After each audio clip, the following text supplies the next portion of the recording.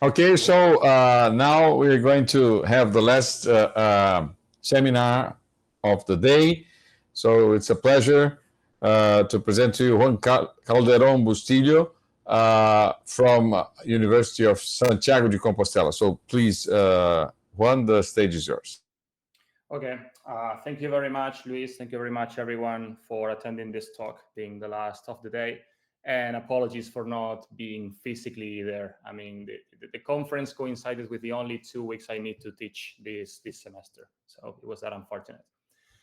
Anyway, so I want to talk about this work on searching for signatures of a particular kind of boson stars or boson star mergers in gravitational wave data from LIGO and Virgo, and describing a bit of the efforts we've been doing to hopefully at some point, if these things exist, find them. Of course, I've not done any of this alone. This has been done with a great bunch of collaborators in the universities of Aveiro, in Valencia, in Hong Kong, etc., etc. So I guess you have seen this kind of picture during the conference a few times. So what you see here is the main source that we are detecting right now in LIGO and Virgo, which is a compact binary. In this case, it's a binary black hole. So you see the two black holes that are orbiting each other at a given distance. And as they orbit each other, they emit gravitational waves. This produces a release of energy from the system, and then gravity starts to squeeze the system and accelerate it, and the signal that it's emitted gradually increases both in frequency and in amplitude, until at the end of the process, you have this burst of gravitational waves that coincides with the merger of the two objects. And after that, you have a distorted black hole that settles into a Kerr black hole through ring down radiation. So this is the source we've been observing already for 90 times with the detectors LIGO and Virgo. And we've been studying what the properties of these systems are to then do science with it.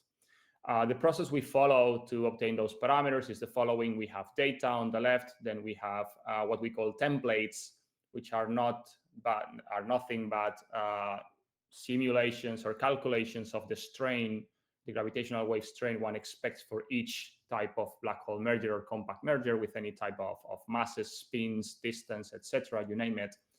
And then through this combination, what we obtain are what's called posterior distributions on the masses, on the spins, on any parameter that we have access to.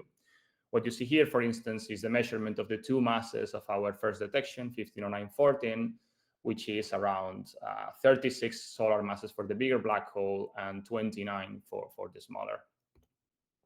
So playing this game on all of the observations we've been achieving till now, we have accumulated around 90 observations of compact mergers during the first 3 observing runs of the network.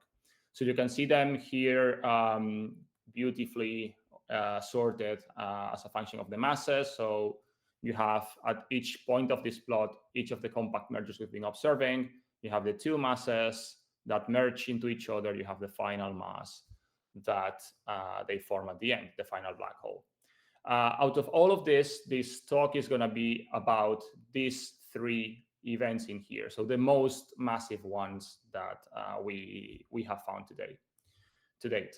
And why this? Well, this is because these are particularly challenging not only to detect, but also to interpret. But if you manage to detect them, then the amount of science and fancy questions and challenges you find are absolutely amazing. So let me recap what a gravitational wave signal looks like. Usually we chop it in 3 stages. First one is in spiral, next is the merger, then there is the relaxation of the final distorted black hole that we call ring down, and after that you have just a final black hole. So the reason I'm showing all of this is because most of the information we can gather from the systems, namely the individual masses, individual spins, and even, let me say, the nature of the emerging objects, comes from the in-spiral. If you do not see the in-spiral, things become way more complicated because you're basically only witnessing the final black hole ringing down. So then what the ancestors of that final black hole were is a bit up to your interpretation. So the most famous or the most challenging of these high mass events we've seen so far is this thing called 190521 that you have on the left. As you can probably identify, this signal is lacking the inspiral part of the signal. And this is because the system is so massive that even if that inspiral is in there, the signal is too, the frequency of the signal is just too low for the detector to see it. An alternative is that this could be maybe not a quasi-circular merger in which the two objects spiral into each other, but maybe a highly eccentric merger where you just see the final plunge, okay? The original analysis we did in the LIGO collaboration of this signal, assuming that this is a quasi-circular merger, returns quite a fantastic result. The first one is that the final mass, the final object you form is above 100 solar masses. So if you sum these two masses, you always get something above 100. And this makes it the first intermediate mass black hole, which is very, very useful because it starts to build a bridge between stellar mass black holes and supermassive black holes that are hosted in the center of the galaxies. Now, the challenge is that the primary mass, regardless what kind of black hole model you throw at this signal, always falls in this range that we call the pairing stability supernova gap, where you do not expect black holes to form from stellar collapse. Then you need to explain the origin of this black hole in some other way. As I said, it's not only that, is that because this signal is so small, then we don't have the inspiral. So you can perfectly fit this with highly eccentric black hole mergers, dynamical encounters, so on and so forth. And this is why I like to say that this event has many, many phases. It can be a circular precessing binary, it may be an eccentric binary, it may be a dynamical encounter, et cetera, et cetera. Again, regardless of the analysis you do, you have this problem that the primary black hole is certainly too massive to be formed from stellar collapse. But then one could say, okay, fine. Then the only thing I need to explain this black hole is that, okay, this may have formed through the merger of two previous black holes. This seems very easy, but this is not that easy because the merger of a black hole, the remnant, inherits a kick, a recoil velocity that can be extremely high, and that can kick you out of your host environment. And that will prevent that you will merge again with any other type of, with any other black hole, therefore preventing this. So having a hierarchical merger process in here requires quite fine-tuned conditions. So an alternative that we've been exploring is that maybe we can explain some of the signals, and in particular this one, through things that are not black holes, and certainly not neutron stars, because these things are just too massive. So then options appear, like, for instance, gravastars, boson-stars, which is what I will discuss, and Uli Sperhake will do also, I think, tomorrow, or any kind of objects that theoreticians can come up with. So what are boson-stars? I'm not any expert in boson-stars, so what I'm going to say, I'm basically just repeating like a parrot, whatever other people have told me. So these are essentially self-gravitating Bose-Einstein condensates of ultralight bosons. In our case, we're going to deal with ultralight bosons that have spin 1 and are complex. So the objects they form, they will be called procastars. Why this? The reason why we are focusing on these procastars is that they can form, they can be spinning unstable, okay? If you have a scalar boson forming the star, unless you allow for self-interactions, the star will disrupt if you make it spin. And this was very important for us because the kind of numerical simulations that we can perform to then compare to the data are head-on. So in this case, we don't have the contribution of the orbit to the final spin of the final object. And it turns out that the remnants of the black hole mergers that LIGO is observing are quite high. So we needed something that could produce this highly spinning remnant out of a head-on collision. So this was very important for us. When you deal with this object, you will have all of the parameters that black hole mergers have: masses, spins, distance, orientation, etc., etc. But there are two new parameters that are not present in black hole mergers. First is the oscillation of the oscillation frequency of the field, of the complex field, in this case, that is formed by the star. And this determines basically the compactness of the star, or how similar to a black hole it is. And once you have that, then the mass of the boson determines the maximal mass that the star can have before imploding into a black hole. And this is important for us, because if we want to match the LIGO observations with our simulations, we need the final hypermassive star that forms, that I will discuss now, to actually implode and form a black hole. And from a cosmology point of view, well, ultralight bosons are known to be quite appealing candidates to form what we know as dark matter. Regarding the up to which point these Procastar mergers can mimic black hole mergers. So basically, the kind of signal you get from a boson-star merger looks more like what you get from a neutron star merger. So you will have two stars coming into each other. They will do a spiral, or they will do a head-on collision. That depends on the configuration you choose. But then after merging, they will form this hypermassive star. Then the fate of this star depends on its properties. If it's not dense enough, then it will survive for a time, emitting these pulses, and then eventually collapse. Of course, this is not what we are interested in if we want to fit the data from LIGO. We are rather interested in this case that I have below, where the final star is more compact. This means that the spin is smaller, and then it almost automatically collapses into a black hole. Sorry for the implode word. So Nico Sanchez in Valencia has been performing a lot of simulations of these head-on collisions of Procastars. In head-on configuration, as I said, we make the stars start at rest, so we don't boost them, and this then imposes some limitations that I will discuss later. And we include in our models not only the quadrupolar mode, but also, very importantly, the 2-0 mode, which is codominant with the quadrupole mode that dominates for circular cases. Here you can see our almost 800 simulations sorted or organized by the oscillation frequency of the two stars, which is the same as saying they are organized by their spins, if you want. So this is the bank of templates, or the bank of simulations that we are going to compare the LIGO events to, or the 3 LIGO events that we're going to study. Of course, we can scale this triangle by the total mass trivially. So at the end of the day, we end up with this amount of systems times the amount of total masses that you want to explore.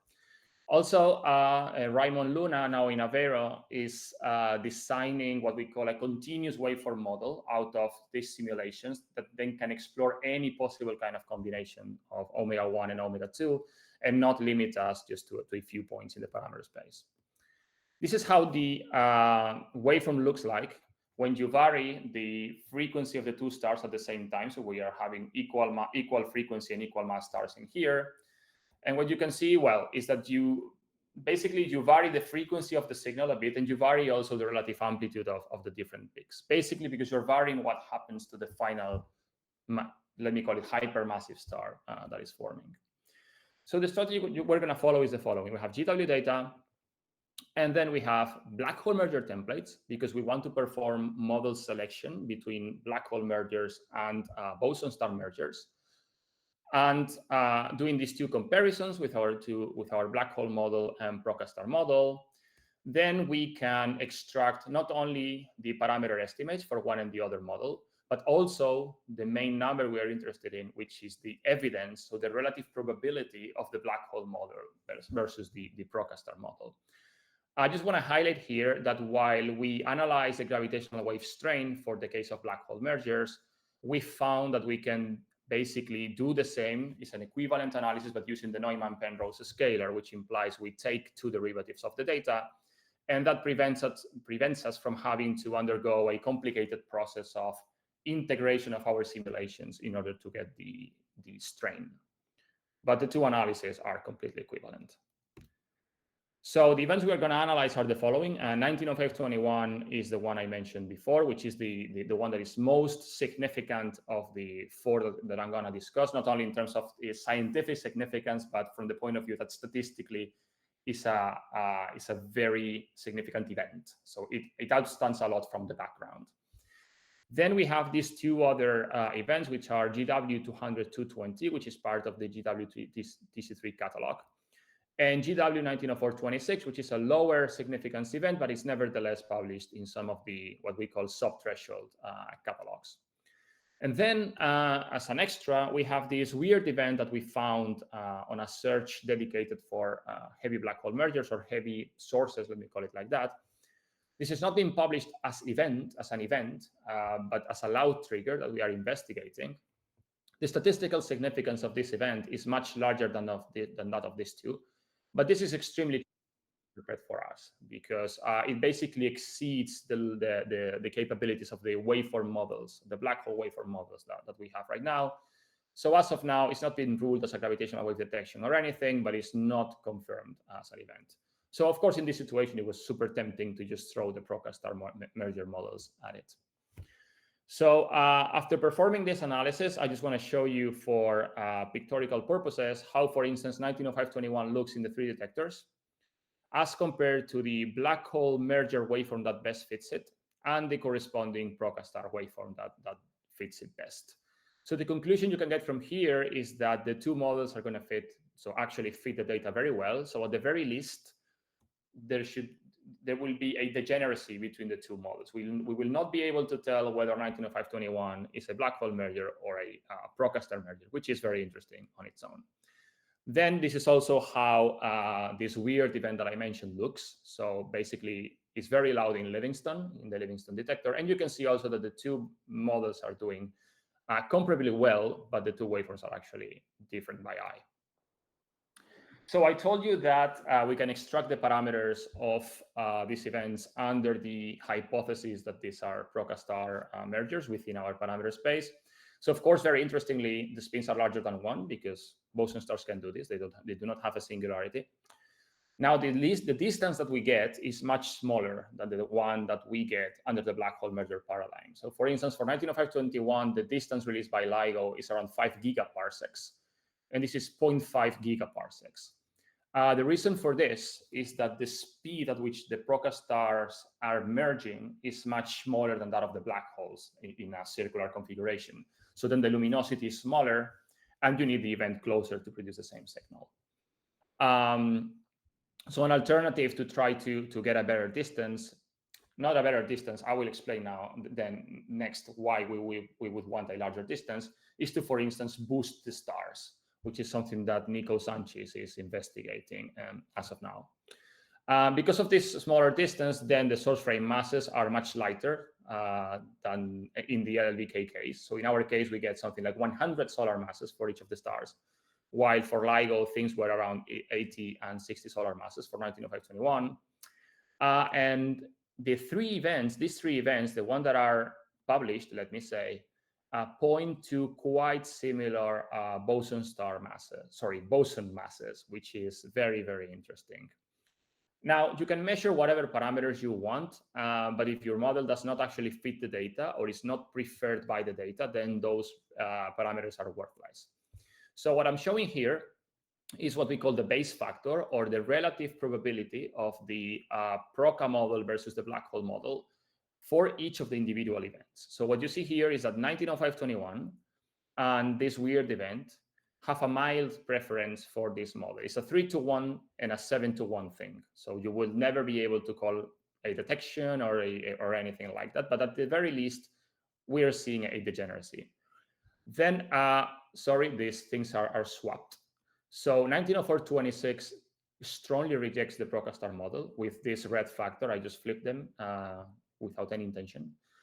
And GW200-220, well, mildly rejects the ProCastar hypothesis. If we change something in here, then these probabilities go up. What we are changing is the following. I mentioned that the ProCastars simulations we have are very, very weak, are much weaker than black hole mergers. And because of that, we need them much, much closer. What that means is that you have a smaller probability of finding a source within that smaller sphere than in the bigger sphere that you would have at a larger distance. Therefore, what this means is that if you impose a prior that says, well, the farther I go in distance, the more likely is that I find a source, which is what would match reality. Then this is what you get. Now, if we impose a prior that we say, okay, let's try to remove this effect for a second and find out what it's doing to our results. And say, well, we're going to impose a prior that says that it's equally likely to find a source regardless of the distance. Then, of course, these probabilities go up. You may think that this is a trick that we're playing just to just for the purpose of playing. But what this is really doing is let us know what would happen in the moment we can either generate circular simulations that can then give very loud signals, or simply boost our current head-on simulations to get, again, louder signals, assuming that the remnant black hole would look something like the one like it looks for our current simulations. So conclusion, no individual event actually gives a strong preference for the Procastar model, but there is some mild degeneracy. We have estimates for the two frequencies of the two stars for each of the events. This is not the most interesting parameter. Again, the most interesting parameter is the one you get when combining those frequencies with the total mass of the source, which are these four masses for the respective four ultralight bosons that would be responsible for these events if these were boson stars. So forgetting about the event that is not really published, the other three actually get you these quite consistent masses. And with this, I jump into the next part of the talk, which is discussing the following. Well, let's assume that I never detect an event that gives me a conclusive individual evidence for a Procastar. I cannot really distinguish it from a black hole merger. But let's say I have mass coincidences across many, many events. Can I actually exploit this to find out Procastars in my data? So before that, let's see, well, none of these things gives me conclusive evidence for a Procastar, but what's the number of Procastars in my observation set that I would have to explain the preferences or unpreferences of these events for the Procastar scenario? Even if none of them gives me conclusive evidence. So if I do that analysis where I just propose that whatever I observe is a mixture of Procastar mergers and black hole mergers, then what you get is this dashed line that actually picks at 0. So the most likely result is that I have no Procastars in my observation set because I have one event that mildly prefers it and two that do not prefer it. But what happens if I, instead of giving the freedom to have 4 free boson masses, I actually say, well, wait, I can simplify my Procastar model and say that all of them, I'm going to force them to have the same mass, and then see what happens. I'm going to simplify my model, and if I have mass coincidences, then I should start to build evidence for these Procastars. And at the same time, I should be measuring what's the boson mass responsible for these boson stars. And actually, if I do that, allowing for 1, 2, 3, or whatever the number of bosons you want to allow, what you can construct is a posterior distribution of the number of bosons, now, not the fraction of events, but the number of bosons you need to explain your data set. So, okay, again, if you look at this blue line, it picks at 0. So the most likely number of bosons is 0 if I don't do anything weird with my priors or include this weird event. And then this probability smoothly decays as I rise the number of bosons I'm going to allow for. Now, let's say I played the game I played before and said, okay, let's impose this prior uniform in distance to get rid of the effect that, well, my boson-star mergers are very weak. And then I get something like this. The thing picks at 1 boson. Okay, not very significant, but it picks in there. And if I include the second event, the 4th event, if you want, that has a different boson mass estimate, then I have this slight preference for 2 bosons. Again, none of these differences in probability between whatever the number here and 0 is too significant. But then the question is, okay, let's say I start to observe repetitions and repetitions and repetitions of this set of events, the 3 I've mentioned, as a function of time. I observe this in the, I observe 3 in the first 3 observing runs. It's very likely I will keep observing similar stuff as gravitational waves observation come. So what you have in here let me just go to here, is the relative probability between the one boson model and the zero boson model in red. So it starts at 0 for just one observation of the 3 events and starts growing as I accumulate repetition of these events, because they have these coincident masses that I can start to exploit. So evidence starts to grow up and grow up and grow up. And after 4 to, let me say, 7 repetitions of this set of events, then I start to gather conclusive evidence for the detection of procastars. If I do not take into account the coincidence of the masses and just allow for as many masses as events I have, then I never manage to construct that evidence, to get that evidence. So evidence for the existence of procastars in this case is getting built because of the coincidence of the masses. And at the same time, as observations happen, I start to measure the mass of the boson that is responsible for my stars. So for 2, 3 events, the measurement is very uncertain, repetitions of events. But after 6, 10, 16, and so on, so forth instances of this observation set, then I can measure my boson mass very, very finely.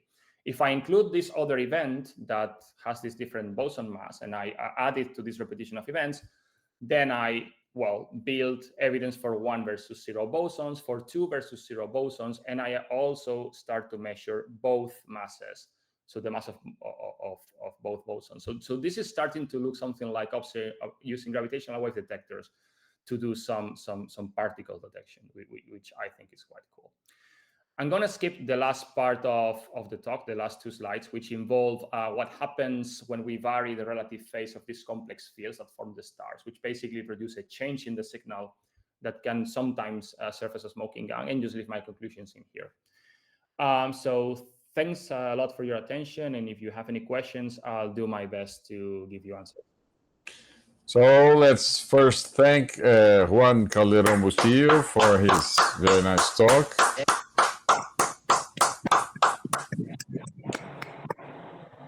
And now let's move for the question. So does anyone has a question? Just raise your hand or even turn on your microphone and make the question. So Caio, please go ahead. So thank you very much for the very nice talk. So if I understood correctly, you are doing head-on collisions only, right? That's correct. Yeah. So do you expect to improve your, like, because you showed some signals that were not as good correlated to the experimental data? Do you have any clue what would happen if you include like angular momentum in your binary, if these numbers would improve? Or so let me just put that data. Yeah. So basically, the reason why at least one of the events is not fitting is because the final spin of the final black hole, in principle, is too low for our procastar model. So in this case, it would not be really a thing of adding angular momentum, but maybe just flipping the spins of the stars and reducing the spin of the final thing we're forming.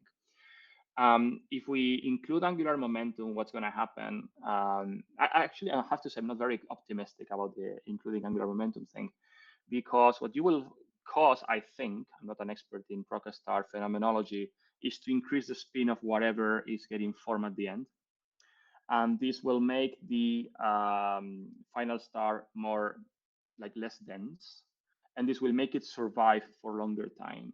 So in this case, I think there is absolutely no way that you can mimic what the data is showing, which is just almost like a direct plunge into a black hole. That said, of course, you always have the alternative to flip the spins with respect to the angular momentum. And then in that case, you may fit the data. I think our main problem right now is that the set of simulations we have, so the part of the parameter space we have explored is quite reduced, because these simulations, I mean, are not super expensive, but they are expensive. And the other thing is that, as I said, these things are weak. So regardless the fit to the data, that imposes a very strong penalty when we actually compute the relative probability of the black hole model with respect to the Proca model. Not sure I answered, but Yeah. Sure. So another question that I had. So you showed in the beginning, I guess. Sorry if I missed. So you have like a collection of collisions that you. So there was a triangle Oh in yeah, the data set of parameter yesterday. space of collision. Yeah. The simulations that you have. I remember that in the boson star case, there was a tricky problem with. I don't know if you mentioned that about the phase. So this omega is the frequency of oscillation Yes. of the star, right? Yeah. So, but the time that there could be a shift between the oscillations, right? So, Yes. and Thank this you. this could increase by a lot. The Not really by a lot, but now that you asked, that was the last part of the talk. So as you said, these are complex fields. So there is not only about the frequencies, it's also about the relative phase, either at the start of the simulation or where I think it really matters at the moment of the merger. Because this kind of leads to a sort of beating pattern between the stars as a function of the relative phase. As you kind of said, this can change quite dramatically the actual waveform. So here you have what happens to an equal mass Procastar merger. This is the dominant mode, the quadruple mode.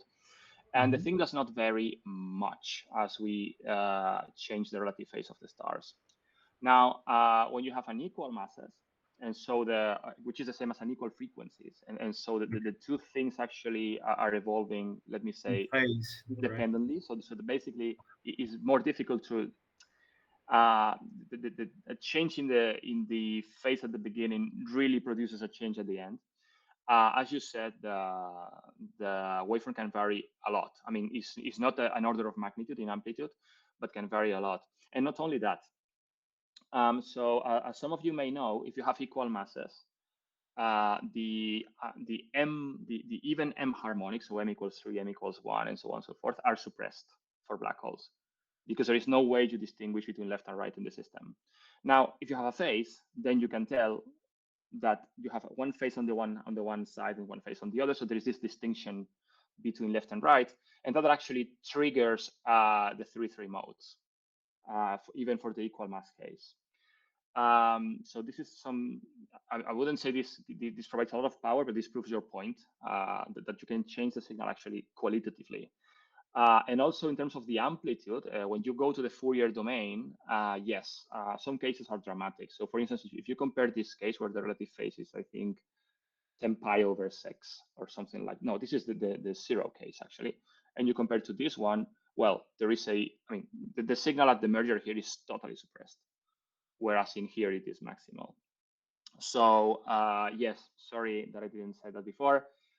You don't see an order of magnitude in terms of the time domain, but in the frequency domain, you see that you can get many orders of magnitude, many magnitudes of orders of difference.